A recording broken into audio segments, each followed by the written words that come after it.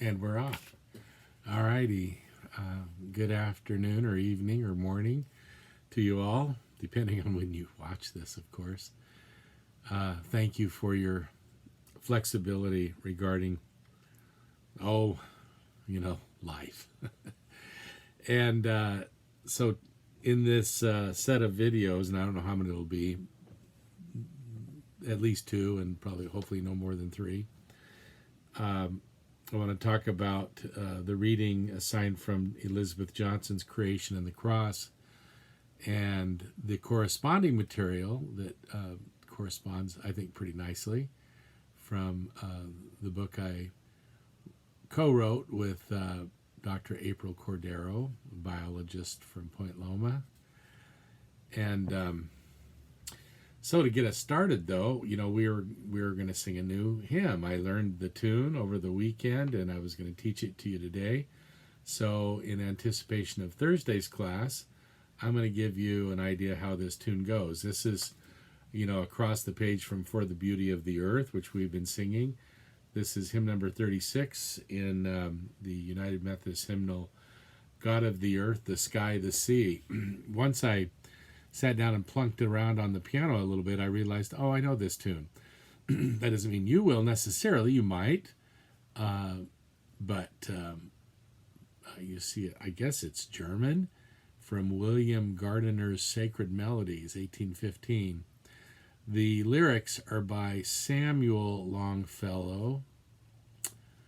I'm not sure about Samuel Longfellow, but we see he's a 19th century figure, died in 1892. And there's definitely some what we would call romanticism in this hymn, and some things perhaps, especially in the last verse, that we've already implicitly criticized earlier in the semester, and we'll probably look at it again. It's still, a beautiful hymn, and definitely the first couple verses are just lovely. So maybe I'll sing the first two, maybe just one, but I want to give you a sense about the tune. God of the earth, the sky, the sea, maker of all above, below, creation lives and moves in thee, thy present life through all doth flow. Creation living and moving in God. Of course, we talked in class last time about Acts 17. In God we live and move and have our being. For a little extra credit, why not?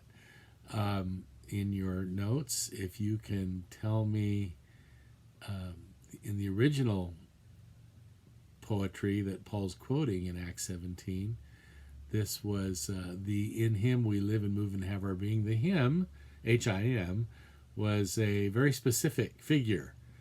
And if you can give it to me in a specific answer, why, I'm going to give you just 3 extra points right off the top, right off the bat. Let's do the second verse. Thy love is in the sunshine's glow. Thy life is in the quickening air. When lightnings flash and storm winds blow, there is thy power, thy law is there. Amen. I don't know if I would say thy law is there. I don't suppose it's incorrect. It just seems interesting. All right, well, let's move on. A couple of passages that I think are really good here from Johnson. It's all good reading.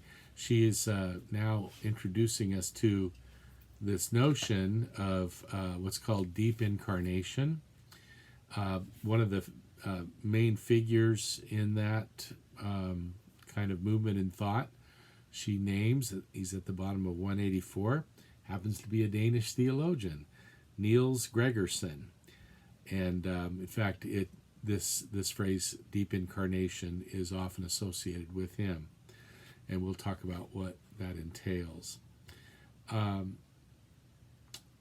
natural world, Elizabeth says on 183, is a complex, evolving place, a world of flesh in the biblical sense. And we spent time last Thursday talking about this notion of flesh, basar in the Hebrew. And she makes the same point that I did in class, and I think it's also in my text, that while John's gospel could have used the word became anthropos, it wouldn't have been untrue.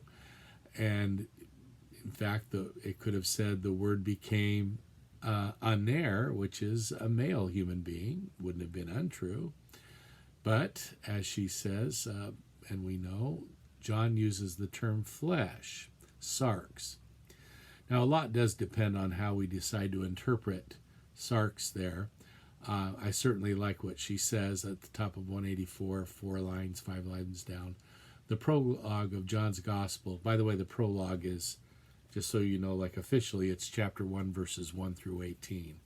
And of course, a lot of Bibles actually will denote that for you. The prologue affirms that in a profoundly saving event, the Word became flesh, entered personally into the natural sphere of what is fragile, vulnerable, perishable, the very opposite of divine glory, in order to shed light on all from within. Clara then says, but isn't the type of flesh we're talking about here, that is in John 1:14, precisely human flesh?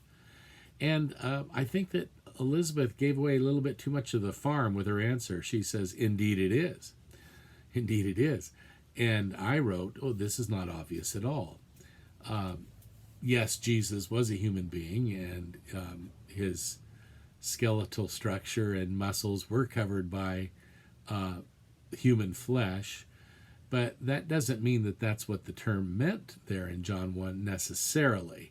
Again, if we go with this broader sense of flesh, which is actually what Elizabeth wants to do, so it was an odd choice of her to put in her mouth in answer to Clara, indeed it is.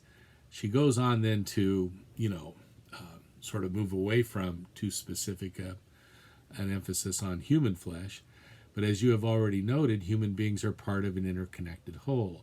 Scientific knowledge today is repositioning the human species as an intrinsic part of the evolutionary network of life on planet Earth. And I know we haven't talked really about evolutionary theory per se in this class. If I haven't already said it to you, I will say it to you now that I do assume that description of the world. I feel like I might have said that very early in the semester. I don't know that this point depends, in fact, I know it doesn't depend entirely on evolutionary theory, but certainly an evolutionary description of the universe and of our planet and of life definitely underscores the kind of values that Johnson is striving to communicate. So we have planet Earth, which in turn is a part of the solar system, which itself formed out of the dust and gas of ancient exploding stars. This is all contemporary science. The landscape of our imagination expands when we realize that human connection to nature is so deep that we can no longer completely define human identity without including the great sweep of cosmic development and our shared biological ancestry with all organisms in the community of life.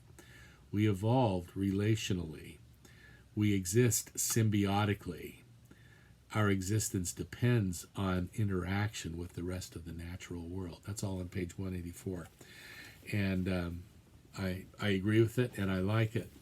And so once we begin to think about, rather than saying that the flesh that the Word became was human flesh, while it's true it was, the sense we're striving for here, based on the fact that the word sarx rather than anthropos is used in John chapter 1, is that the Word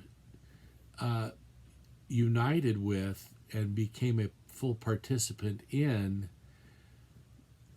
creaturely existence, which includes humans, but is not limited to humans, creaturely existence in all of its frailty, vulnerability, relative weakness. Did I say vulnerability? I did. Mortality. All of that is implied in the term flesh. And so then she goes on to talk about Niels Gregerson, and seeing the incarnation in this way begins to give us a sense of the presence, and then you kind of decide what words you want to use. The presence, power, love of the divine nature,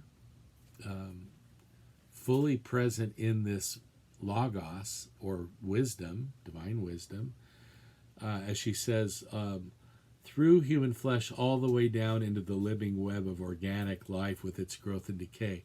So deep incarnation in the sense of this very reality of the divine nature kind of soaking down deeply. Now, we already believe, of course, that the presence of God is in all things and everywhere, intimately so.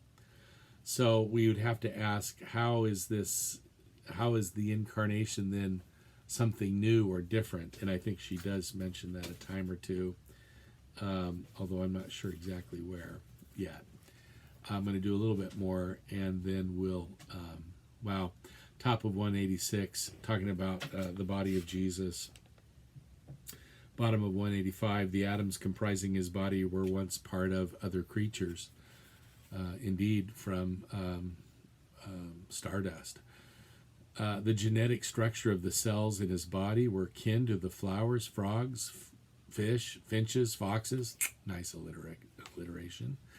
The whole community of life that descended from common ancestors in the ancient seas. And by the nature of living things, he was going to die. Let's stop there, and I'll go on to the next video.